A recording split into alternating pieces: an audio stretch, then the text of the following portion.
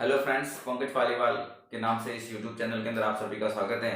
पहले जो पहला वीडियो था उसके अंदर अपन ने लंग्स वॉल्यूम के बारे में पढ़ा था। आज अपन एक रेस्पिरेटरी सिस्टम की बहुत ही ज़्यादा इंपॉर्टेंट जो टॉपिक है न्यूमोथोरैक्स, उसके बारे में बात करते हैं।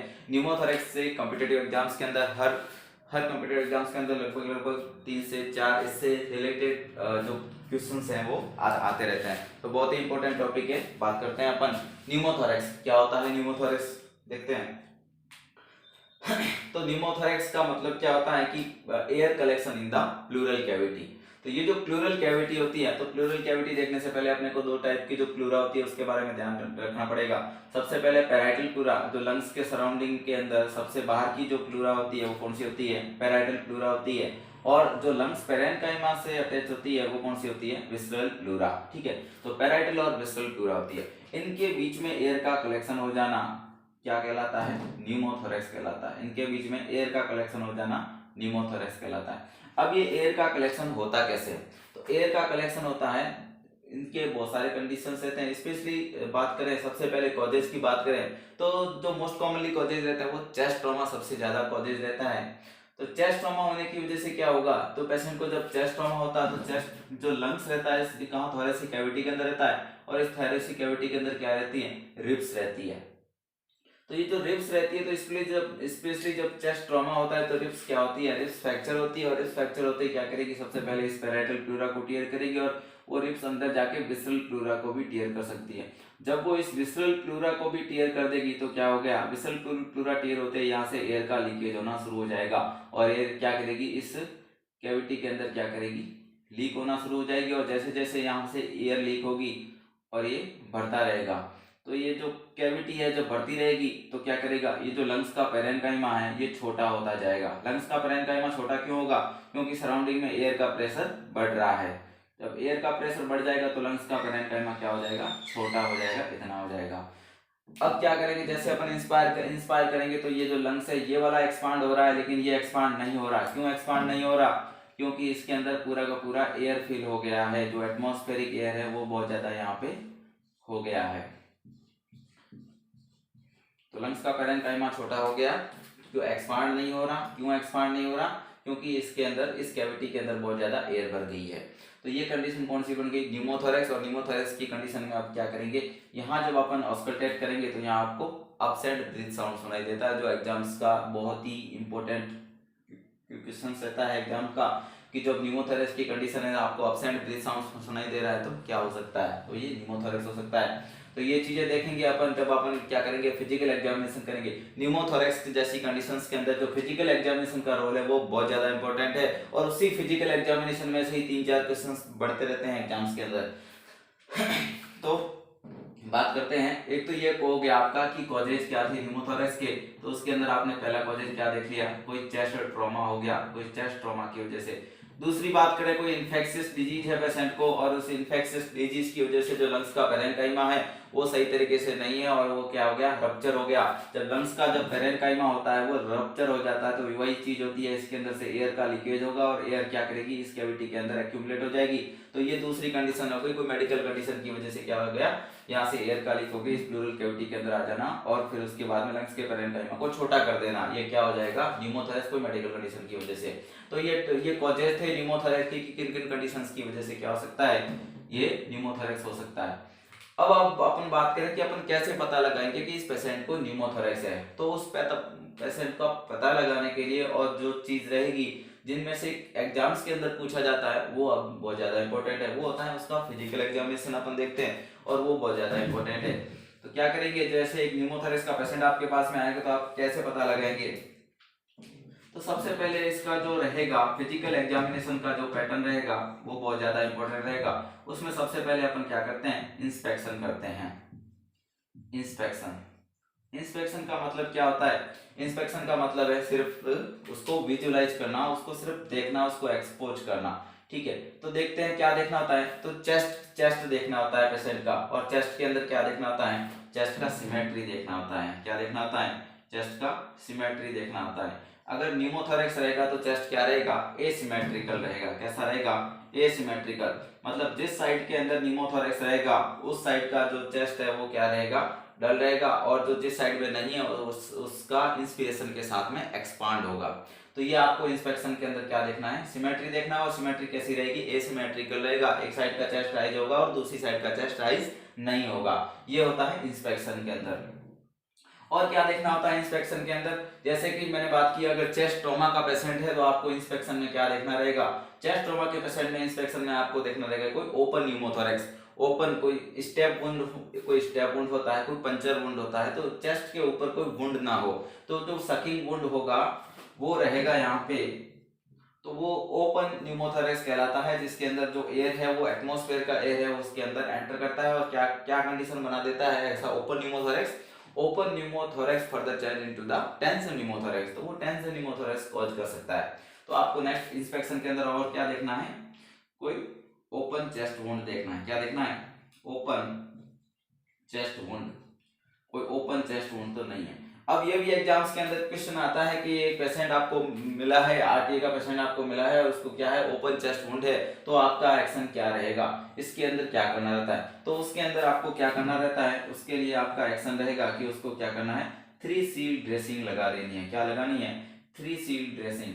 अब ये 3 सील ड्रेसिंग क्या होता है, एग्जाम्स के अंदर क्वेश्चन पूछा जाता है, उसका राइट आंसर ये होता है कि ऐसे पेशेंट के अंदर क्या करना है, 3 सील ड्रेसिंग लगाना है। तो 3 सील ड्रेसिंग क्या होती है और इसका पर्पज क्या होता है, तो बात करते हैं 3 सील ड्रेसिंग। 3 सील ड्रेसिंग का मतलब होता है कि आप जैसे कि वुंड यहाँ है पेशेंट का चेस्ट के ऊपर, तो आप क्या करेंगे, इस वुंड के ऊपर इस तरीके से 3 सील ड्रेसिंग लगाएंगे, मतलब 3 साइड में आपको ड्रेसिंग लगा देनी है, एक साइड में उसको ओपन रखना है। तो ये ड्रेसिंग लगाने के लिए आप क्या करेंगे, आपके पास में कोई ट्रांसपेरेंट जो रहेगा प्लास्टिक वगैरह का थोड़ा सा टाइट हार्ड सा, उसको आप यहाँ पे लगा सकते हैं और वो स्टाइल या फिर एकदम से साफ होना चाहिए।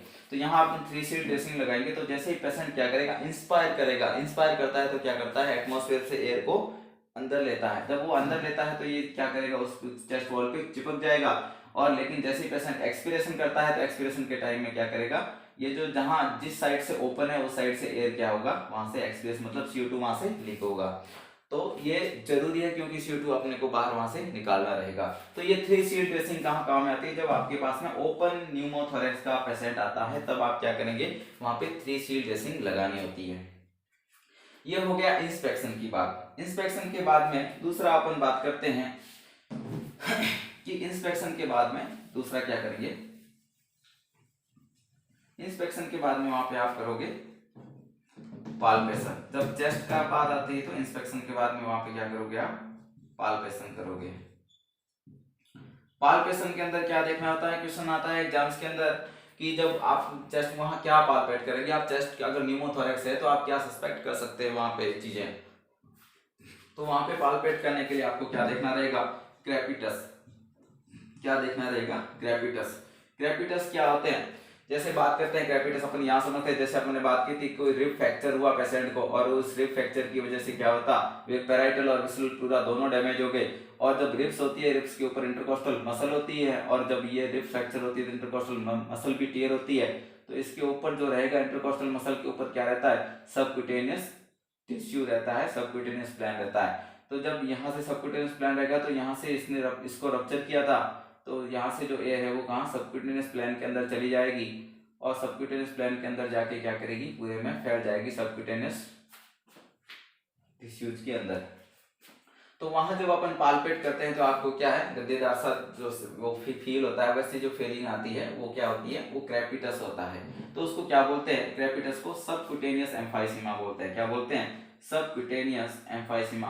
क्वेश्चन पूछा गया है बहुत बार एग्जाम्स के अंदर कि सबक्यूटेनियस एम्फाइसीमा क्या है, या इस क्वेश्चन को ऐसे भी पूछा गया था कि एक पेशेंट है, वो एक पेशेंट है जिसको क्या किया आपने, पाल्पेट किया, और पाल्पेट किया नेक के सराउंडिंग में आपको क्या देखने को मिल रहे हैं, क्रेपिटस देखने को मिल रहे हैं। तो ये क्रेपिटस क्या चीज होता है, तो क्रेपिटस क्या होता है, सबक्यूटेनियस एम्फाइसीमा होती है, जो कि सबक्यूटेनियस प्लेन के अंदर एयर का कलेक्शन होता है, उसको सबक्यूटेनियस एम्फाइसीमा बोलते हैं। नेक्स्ट पाल्पेशन के बाद में अब नेक्स्ट आपको क्या करना है, अब आप पाल्पेशन कर रहे थे तब आपको पता चल गया जिस साइड के अंदर आपने पाल्पेट किया और देखा है सबक्यूटेनियस एम्फाइसीमा, तो आप सस्पेक्ट कर सकते हैं इस पेशेंट को क्या हो सकता है, न्यूमोथोरैक्स हो सकता है।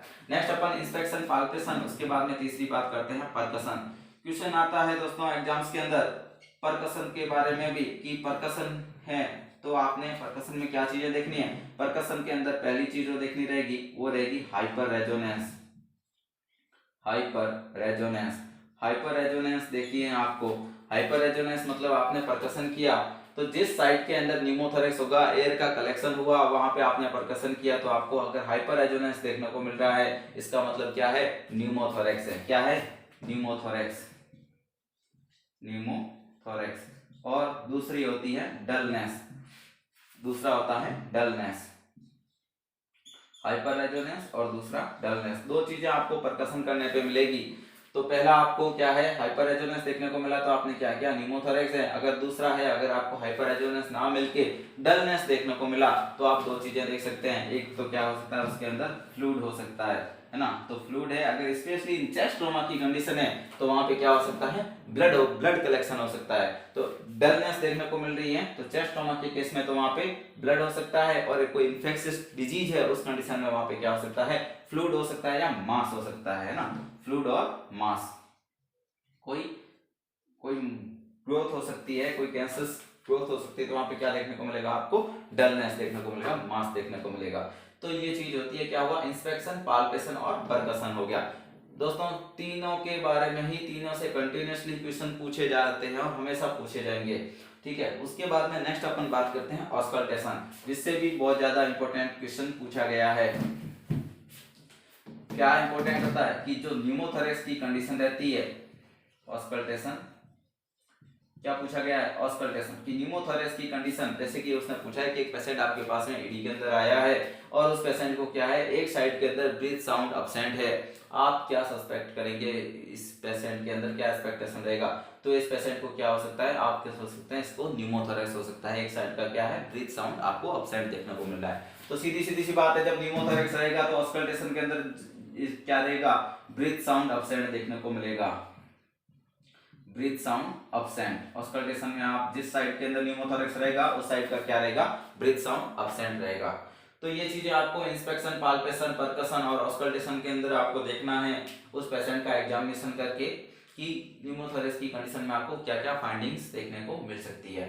तो ये कंडीशन है न्यूमोथोरैक्स की। और न्यूमोथोरैक्स के अंदर आपको किस प्रकार से फिजिकल एग्जामिनेशन करना रहेगा और उनके अंदर क्या क्या चीजें देखने को मिलेगी, एक बार फटाफट से समराइज करते हैं। बराबर इंस्पेक्शन में क्या देखना होता है, आपको चेस्ट देखना होता है। चेस्ट के अंदर क्या चीज है, चेस्ट का राइजिंग देखना होता है, और दूसरा उसके अंदर ओपन वुंड देखना होता है। कोई ओपन वुंड तो नहीं है, अगर ओपन वुंड होता है चेस्ट के अंदर या ओपन न्यूमोथोरैक्स की कंडीशन है तो उसके अंदर आप क्या करते हैं, 3 सील ड्रेसिंग लगाते हैं। ये हो गया इंस्पेक्शन। इंस्पेक्शन के बाद में पाल्पेशन, पाल्पेशन में क्या फील करते हैं आप, कैपिटस फील करते हैं। कैपिटस में क्या होता है, कैपिटस को और किस नाम से, सबक्यूटेनियस एम्फाइसीमा भी बोलते हैं, मतलब सबक्यूटेनियस प्लेन के अंदर एयर का कलेक्शन। उसके बाद में नेक्स्ट बात करते हैं परकशन। परकशन क्या हुआ, हाइपर रेजोनेंस देखने को मिल रहा है। हाइपर रेजोनेंस देखने को मिल रहा है मतलब क्या है, न्यूमोथोरैक्स है, उसके अंदर एयर का कलेक्शन है। और अगर परकशन के अंदर आपको डलनेस देखने को मिल रही है तो वहां पे फ्लूइड का कलेक्शन है, ब्लड का कलेक्शन है, वो या फिर कोई मास है ना, मास है, कोई सॉफ्ट टिश्यू का, कोई टिश्यूज का क्या है, ग्रोथ है। तो ये चीज आपको क्या रहेगा, वहां पे फिजिकल एग्जामिनेशन करना रहेगा। नेक्स्ट अपन बात करते हैं क्या क्या इसके अंदर आपको क्लिनिकल मैनिफेस्टेशन देखने को मिलते हैं। इस न्यूमोथोरैक्स के अंदर क्लिनिकल मैनिफेस्टेशन क्या देखने को मिलेंगे, ये भी ज्यादा इंपॉर्टेंट है। क्या क्या क्लिनिकल मैनिफेस्टेशन देखने को मिलेंगे, तो बात करते हैं सबसे पहले क्या देखने को मिल सकता है, डिस्निया देखने को मिलता है। पेशेंट क्या रहेगा, इसका एक साइड का लंग्स में क्या रहेगा, आपका एयर एंट्री अब्सेंट है। जब एयर एंट्री अब्सेंट है तो क्या होगा, इस पेशेंट को डिस्निया होगा। दूसरा बात करते हैं हाइपोटेंशन, डिस्निया, दूसरा हाइपोटेंशन। हाइपोटेंशन क्यों होता है पेशेंट को, तो हाइपोटेंशन स्पेशली जब क्या करेगा, चेस्ट थोरेसिक कैविटी के अंदर जब प्रेशर बढ़ता है तो वो जो प्रेशर क्या करता है, हार्ट को क्या करेगा, हार्ट को कंप्रेस करेगा। जब हार्ट को कंप्रेस करेगा तो जो ब्लड लेके, जो वीनस ब्लड आता है सुपीरियर वेना के इंफीरियर वेना के थ्रू, वो क्या करेगा, जब हार्ट कंप्रेस रहेगा तो उतना ब्लड नहीं ले पाएगा, और जब नहीं ले पाएगा तो क्या करेगा, वहां पे कंडीशन क्या रहेगी, हाइपोटेंशन की कंडीशन रहेगी, क्योंकि उतना वो कार्डिक आउटपुट नहीं कर पाता है, जिसकी वजह से कंडीशन हाइपोटेंशन की रहती है। और नेक्स्ट रहेगा टेकिकार्डिया। टेकिकार्डिया की कंडीशन रहेगी, एक तो क्यों, पेशेंट को हाइपोक्सीमिया भी रहेगा उसकी वजह से, दूसरा हाइपोटेंशन की वजह से भी उसको क्या रहेगा, टेकिकार्डिया रहेगा। नेक्स्ट बात करते हैं, नेक्स्ट पेशेंट को फटीग रहेगा और अब्सेंट ब्रीथ साउंड, सबसे पहले यहाँ पे अब्सेंट ब्रीथ साउंड, ये बहुत ज़्यादा क्या करेगा पेशेंट को, अपन देखेंगे तो breathe sound on affected side, जिस साइड के अंदर पेशेंट को निमोथोरैक्स हुआ है उसके अंदर क्या रहेगा, आपको ब्रीथ साउंड है वो अब्सेंट रहेगा, absent breath sound on affected side. तो ये जो मोस्ट कॉमनली जो अपने को सिम्टम्स देखने को मिलते हैं वो ये देखने को मिलते हैं अपने को, dyspnoea, hypotension, tachycardia, fatigue, absent breath sound on affected side. तो ये सारी क्या देखने को मिलेंगे, अपने को क्लिनिकल मैनिफेस्टेशन देखने को मिलेंगे। नेक्स्ट होता है कि इस पेशेंट के अंदर आपका मैनेजमेंट क्या रहेगा, जो इंपॉर्टेंट चीजें हैं वो यहाँ है कि इसका मैनेजमेंट क्या रहना है। तो मैनेजमेंट की बात करें निमोथोरैक्स के पेशेंट के अंदर, तो मैनेजमेंट रहेगा, अगर टेंस निमोथोरैक्स होता है तो अपन क्या करते हैं, निडल डिकम्प्रेशन की कंडीशन वो प्रोसीजर करते हैं, लेकिन यहाँ पे जो न्यूमोथोरैक्स होता है तो अपन क्या है, आईसीडी डालते हैं, इंटरकोस्टल ड्रेनेज। मैनेजमेंट के लिए आपको क्या करना पड़ेगा, आईसीडी पुट करना पड़ेगा, इंटरकोस्टल ड्रेनेज पुट करना पड़ेगा। जो जब आईसीडी डालते हैं, जब आईसीडी के बाद में अपन क्या पढ़ेंगे, वाटर सीड ड्रेनेज, जो अपना जो नेक्स्ट लेक्चर रहेगा उसके अंदर अपन देखेंगे वाटर सीड ड्रेनेज के बारे में, आईसीडी और वाटर सीड ड्रेनेज, क्योंकि जो आईसीडी और वाटर सीड ड्रेनेज है उसका भी थोड़ा लंबा रहेगा प्रोसेस बताने का, तो थोड़ा लेंथी हो जाएगा, तो इसलिए अपन देखेंगे नेक्स्ट लेक्चर के अंदर आईसीडी और वाटर सीड ड्रेनेज होते हैं, उनके अंदर क्या क्या चीज़ें आपने को करनी होती है और किस तरीके से, उसमें से भी आपको क्वेश्चंस पूछे जाते हैं एग्जाम्स के अंदर, 3 या 4 ये चीज़ें याद करनी है और आपको ये चीज़ें फिर कभी क्या करते हैं आप वैसे नहीं कर पाएंगे। ठीक है दोस्तों, आज अपन ने देखा है न्यूमोथोरैक्स और न्यूमोथोरैक्स की कंडीशंस क्या होती है और किस तरीके से अपन इसको फाइंड आउट कर पाते हैं, और इसके अंदर जो फिजिकल एग्जामिनेशन होता है वो बहुत ज़्यादा इंपॉर्टेंट होता है, उसमें से क्वेश्चंस बनते रहते हैं एग्जाम्स के अंदर। ठीक है दोस्तों, आपको अच्छा लगे तो इस चैनल को सब्सक्राइब करें, लाइक करें मेरे वीडियो को।